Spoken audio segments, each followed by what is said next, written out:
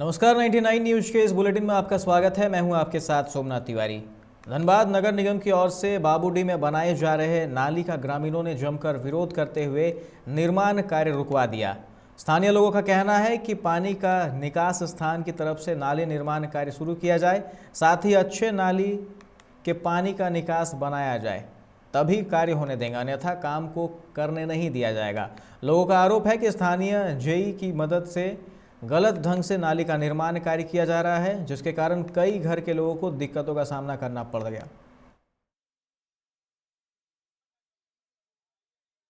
से यही आ रही है कि नाली दूसरे कॉलोनी का हम लोग में लाके और हम लोग के घर के पीछे लाके छोड़ दिया जा रहा है, और इसको हम लोग गलत कह रहे हैं। आप लोग भी देख रहे हैं किस तरह गलत हो रहा है। तो अभी क्या चाह रहे हैं आप लोग? चाह रहे हैं कि जहाँ लास्ट करेगा नाला, जहाँ बड़ा है उधर से लाके, पहले उधर ही से लाइए, इधर से ना लाके। समस्या है सर कि नाली जो है यहाँ के इंजीनियर जो है वो अपना घर के अगुन से मिला के हम लोग के सामने छोड़ देना चाहता है, और नतीजा होगा कि हम लोग का पानी मतलब बाहर नहीं निकलेगा तो घर में घुस जाएगा पानी। उनको कहा जा रहा है कि आप पहले जहाँ पानी निकालिएगा वहाँ से शुरू कीजिए, हैं 1000 या 1200 फीट लेवे किया है तो 1200 फीट में निकल नहीं रहा है पानी, और ये खाली अपना घर के सामने से निकाल के इधर छोड़ देना चाहते हैं। यही कौन है? क्या नाम है उनका? गौतम दास। किस मत से निर्माण हो रहा है? कुछ ये नगर निगम से हो रहा है सर। तो अभी आप लोग क्या चाह रहे हैं? हम लोग चाह रहे हैं कि आप जहाँ भी पानी निकालिएगा जहाँ से उधर उस पॉइंट से शुरू कीजिए और उधर से लाइए, और नहीं तो छोड़ दीजिए।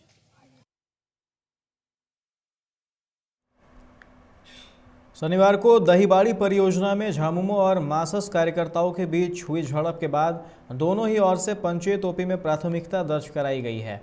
रविवार को जेएमएम के केंद्रीय सदस्य अशोक मंडल धरना स्थल पहुंचे, जहां उन्होंने घटना पर दुख जताते हुए कहा कि 2020 से ही विस्थापित अपने मांग को लेकर धरने पर बैठे हैं। अब विस्थापितों के मांग में मासस अड़चन उत्पन्न कर रहा है। वहीं ओपी में प्राथमिकी दर्ज होने के सवाल पर उन्होंने कहा कि विस्थापित केस से नहीं डरते हैं, जरूरत पड़ने पर और केस खाने को भी तैयार हैं।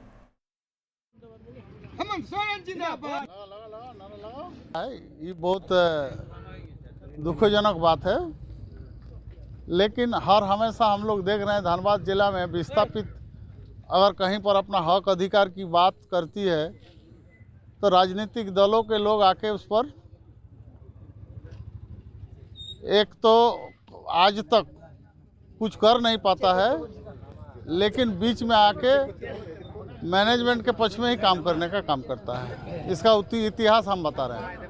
आप बताइए ना, 2020 से यहाँ के विस्थापित धरना पर बैठे हुए हैं, और जिसका नेतृत्व बोधीलाल मरांडी एंड जितने विस्थापित लोग हैं वो अपने आप कर रहे हैं। तो जहाँ खुद विस्थापित अपना हक अधिकार का लड़ाई की बात करती है।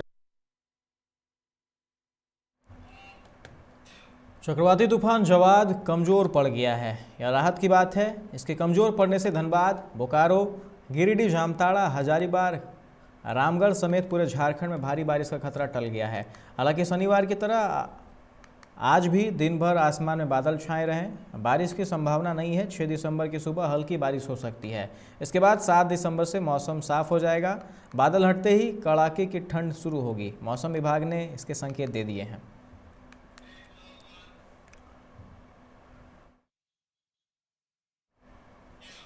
राज्य सरकार से पेट्रोल डीजल पर वैट कम करने की मांग को लेकर पेट्रोलियम डीलर्स एसोसिएशन के एक प्रतिनिधिमंडल ने हाल ही में राज्य के वित्त मंत्री रामेश्वर उरांव को ज्ञापन सौंपा था। साथ ही कहा कि जल्द ही सरकार अगर वेट नहीं घटाती है तो 21 दिसंबर को राज्य भर के पेट्रोल पंप बंद रहेंगे। ऐसे में झारखंड बंगाल बॉर्डर पर स्थित पंप मालिकों का कहना है कि झारखंड के ज़्यादातर लोग पश्चिम बंगाल के पेट्रोल पंप में जाकर डीजल ले रहे हैं। उनका कहना है कि पड़ोसी राज्य में डीजल की घटती कीमत के कारण ऐसा हो रहा है, जो उनके लिए परेशानी का सबब बन गया है।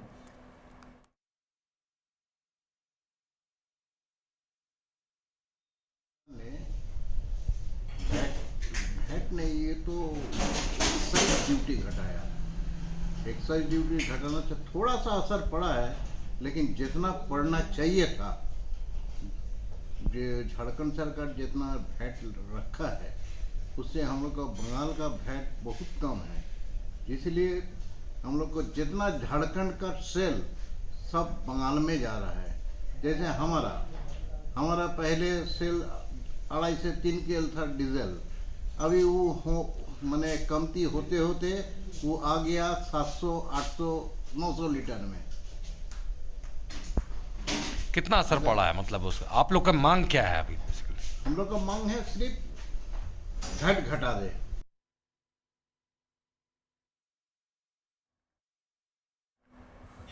निरसा थाना क्षेत्र के बेलचढ़ी निवासी 25 वर्षीय सीआरपीएफ का जवान संतोष शर्मा की मृत्यु पश्चिम बंगाल के निजी अस्पताल में इलाज के दौरान रविवार की अहले सुबह हो गई। रविवार की सुबह 100 घर पहुंचते ही मृतक के परिजनों का रो रो कर बुरा हाल है। मामले की जानकारी पाकर प्रधान खंता स्थित सीआरपीएफ के 154 बटालियन के असिस्टेंट कमांडेंट संजय चौहान के नेतृत्व में सीआरपीएफ के जवान मृतक के घर पहुंचे और मामले की जानकारी ली। मृतक के अंतिम क्रियाक्रम के लिए तत्काल 50,000 रुपया दिया गया। वहीं मृतक की पत्नी 4 माह की गर्भवती सीमा कुमारी बार बार बेहोश हो रही थी। आस पड़ोस वाले उसे संभालने में लगे हुए थे।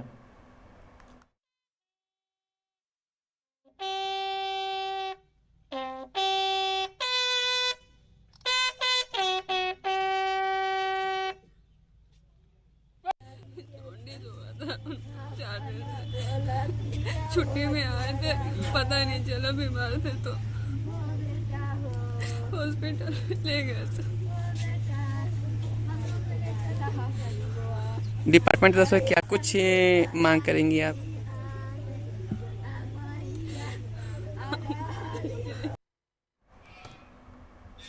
जिस लड़की के अपहरण मामले में एक ही परिवार के 3 लोग 9 महीना जेल में रहे, 2 की नौकरी चली गई। नौकरी जाने के सदमे में एक की मौत हो गई। वह लड़की 18 साल बाद घर वापस लौटी है। लड़की के घर वापस लौटने से पूरा मोहल्ला अचंभित है। लोधना ओपी क्षेत्र के बंगाली दास की पुत्री आरती कुमारी 23 सितंबर 2003 को गायब हुई थी, जबकि लड़की उस समय बालिग थी। लड़की ने बताया कि लोधना रक्षा काली मेला के दौरान भटक गई थी और खड़गपुर चली गई थी। 18 साल बाद घर वापस लौटी आरती कुमारी और उसके परिजन फिलहाल ज़्यादा कुछ तो नहीं बोल रहे हैं, लेकिन जिस परिवार के लोगों पर अपहरण का आरोप लगा था वह पूरे प्रशासन से न्याय की गुहार लगाने की बात कर रहे हैं। पर मैं जनवरी रविदास का पिताजी बंगाली रविदास अपहरण का केस किया था, किडनैपिंग का। उनकी लड़की अभी वापस यहाँ आई हुई है। उस केस में हम लगभग 3 महीना हम जेल में रहे और इसी केस के दरमियान मेरा सर्विस भी गया, मेरा पूरा परिवार बिखर गया। इसके हम जब सम्मान किए कानून का, कानून भी हमें सम्मान देने का प्रयास करे।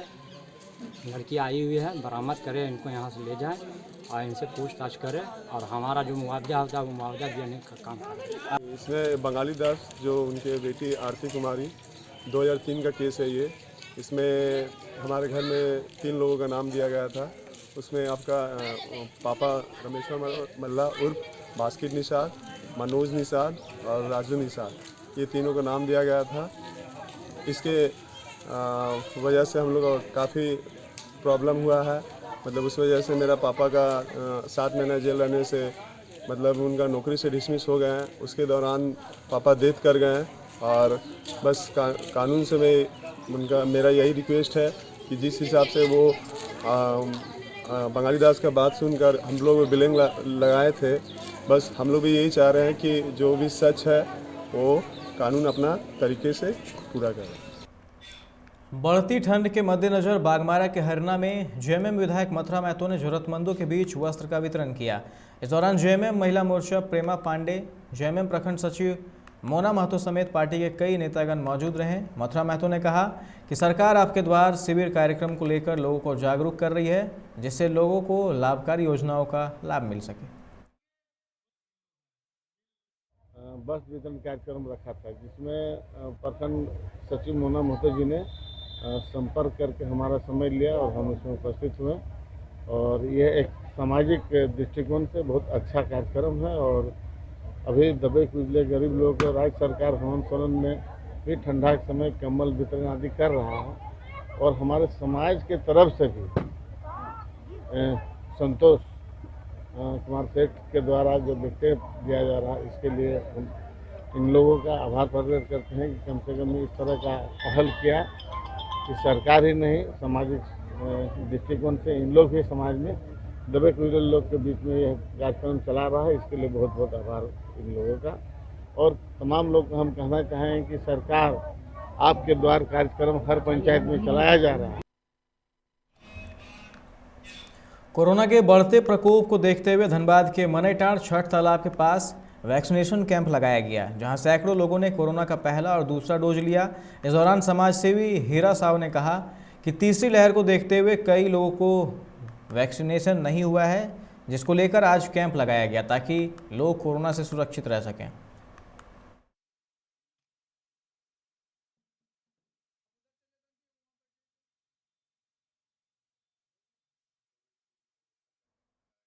ये दूसरी बार लगा है। पहला बार सफलतापूर्वक शायद 200 लोगों का लगभग लगा था, उसी को देखते हुए आज फिर दोबारा लगाया गया है।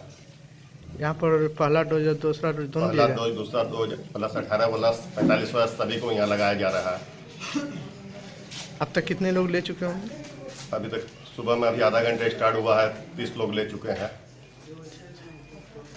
को ध्यान में रखते हुए आज रविवार के दिन स्पेशली यहाँ पे कैंप लगाया गया ताकि जो काम करने वाले लोग हैं वो लोग आकर के आराम से अपना टीका ले लें। यहाँ कोविशील्ड का पहला डोज और दूसरा डोज दोनों दिया जा रहा है, जो कि कार्यक्रम शाम 4 बजे तक चलेगा। जो भी जरूरतमंद हो आकर के टीका लगवा लें। अपना परिचय दीजिए। मेरा नाम विशाल रंजन। धनबाद के भूईफोड़ में स्वामी प्रेमानंद महाराज प्रतिष्ठित भारत सेवश्रम संघ ने वार्षिक यज्ञ और दीक्षा दान अनुष्ठान का आयोजन किया, जहां ठंड को देखते हुए गरीबों के बीच कंबल का वितरण किया गया।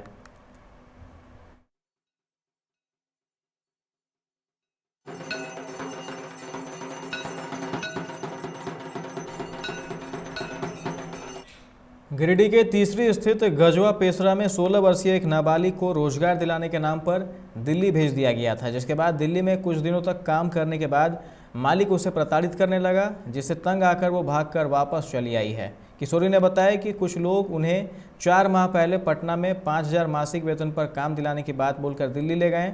वहां 1 माह का पैसा दिया गया और सब कुछ ठीक ठाक रहा, परंतु बाद में मारपीट और प्रताड़ित किया जाने लगा था, जिससे बचने के लिए वो वहां से भागकर साहेबगंज रेलवे स्टेशन आ गई। उसी समय रेलवे पुलिस की नज़र लड़की पर पड़ी, जहां से उसे बाल सुधार केंद्र भेज दिया गया। उसके बाद चाइल्ड लाइन के माध्यम से तीसरी लाया गया।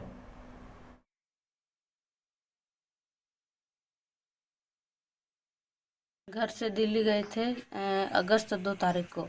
उसका वहाँ दिल्ली में ही 1 महीना रहे, वहाँ पर पैसा दिया था, पर उसके बाद से दूसरा जगह गए, वहाँ पर पैसा नहीं दिया, 8,000 महीना देता था।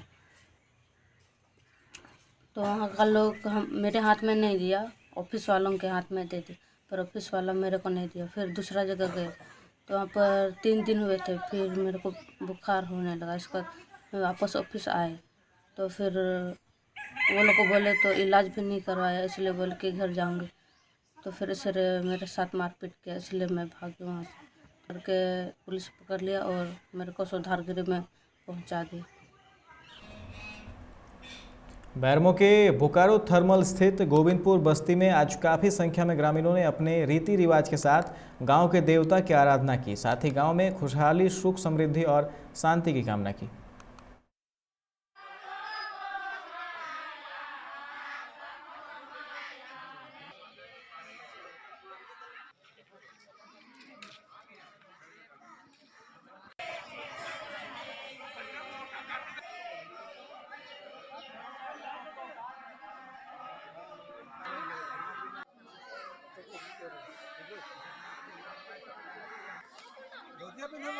आपका काम, आप अपना काम में मगन रहिए, फोटो ले रहे हैं।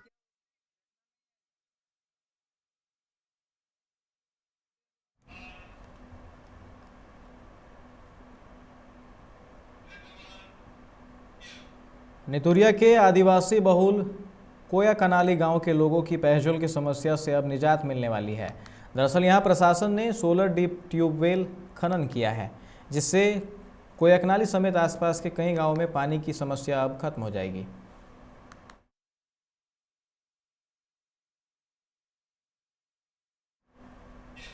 आसनसोल दुर्गापुर पुलिस कमिश्नरेट की तरफ से सेफ ड्राइव सेफ लाइफ योजना कार्यक्रम की शुरुआत की गई, जो कि 31 जनवरी तक चलेगी, जिसके तहत दुर्गापुर पुलिस कमिश्नरेट के क्षेत्रों के लोगों को ट्रैफिक नियमों के बारे में जागरूक करने का अभियान चलाया जाएगा। आज रानीगंज ट्रैफिक विभाग के अफसरों ने आने जाने वाले राहगीर को ट्रैफिक नियमों की जानकारी दी, साथ ही अपनी सुरक्षा के लिए ट्रैफिक नियमों का पालन करने की नसीहत दी।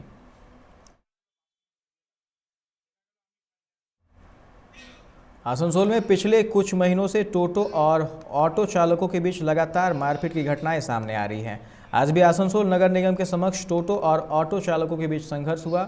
मोहम्मद नौशाद नामक एक ऑटो चालक ने आरोप लगाया कि एक ऑटो चालक नगर निगम के पास बने ऑटो स्टैंड से यात्रियों को अपनी टोटो में बैठाने का प्रयास कर रहा था। जब उन्होंने इसका विरोध किया तो उन पर हमला किया गया।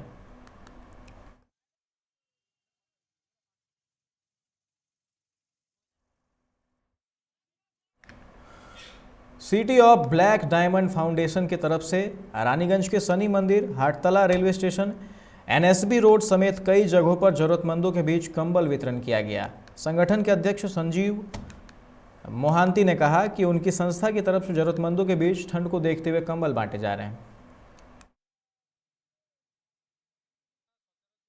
আমাদের যে সংস্থা Raniganj city of black diamond, আমরা যারা দুস্থ, বিশেষ করে যারা পথে থাকে, তাদের সবসময় সব রকম পরিস্থিতিতে পাশে দাঁড়াবার চেষ্টা করে থাকি।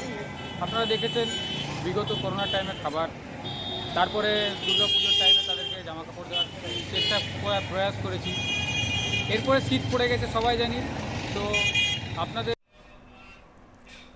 पूर्वी मिदनापुर के तामलुक में कापसारा के पास Haldia local unguarded level crossing पर एक मारुति कार से रेलवे लाइन पर फंस गया। तभी ट्रेन आ गई और मारुति को करीब 600 मीटर तक घसीटते हुए ले गई।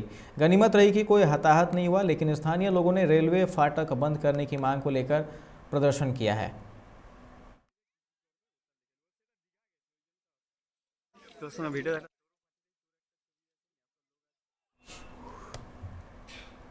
पश्चिम बंगाल में जवाद तूफान का असर दिखना शुरू हो चुका है। दीघा और इसके आसपास के इलाकों में बारिश और तेज हवाएं चलनी शुरू हो गई है, जिसको देखते हुए इलाके में सतर्कता बढ़ा दी गई है।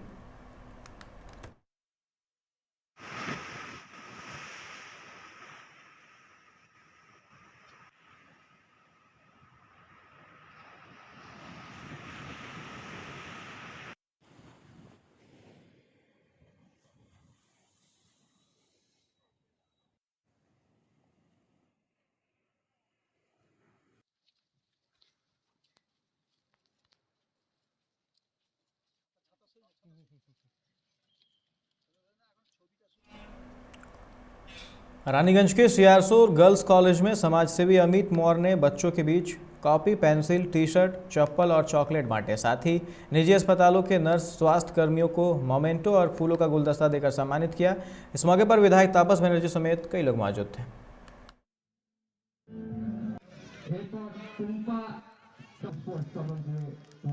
আপনারা জানেন করোনা ভাইরাস ছড়িয়েছিল। এই করোনা থেকে নেব আমাদের এই এলাকা বাস্কেট পাড়ার এই ছোট্ট হাততালি উৎসাহিত করুন। ঝুঁকিয়ে ধরা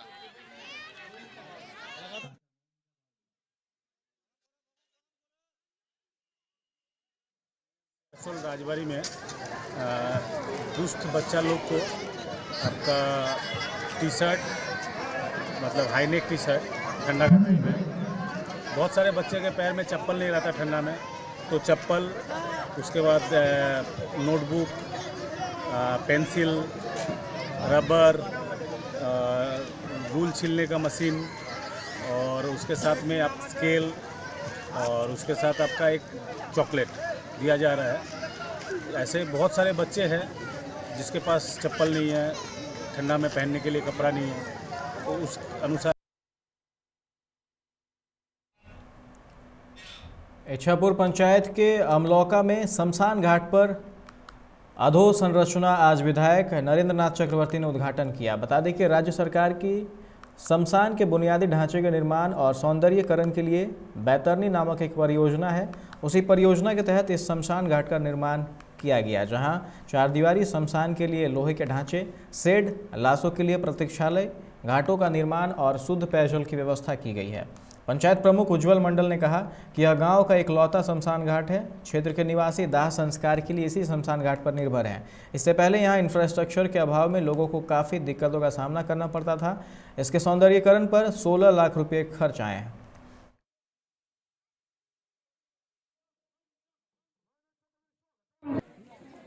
স্কিম আছে শ্মশানের জন্য, শবযাত্রীদের জন্য বৈতরণী বলে স্কিম। সেই স্কিমের আন্ডারে এখানে আমাদের প্রধান এবং আমাদের পঞ্চায়েত সমিতির যিনি কর্মাধ্যক্ষ কাঞ্চন এবং উজ্জ্বল এদের চেষ্টায়, মমতা বন্দ্যোপাধ্যায় অনুপ্রেরণায়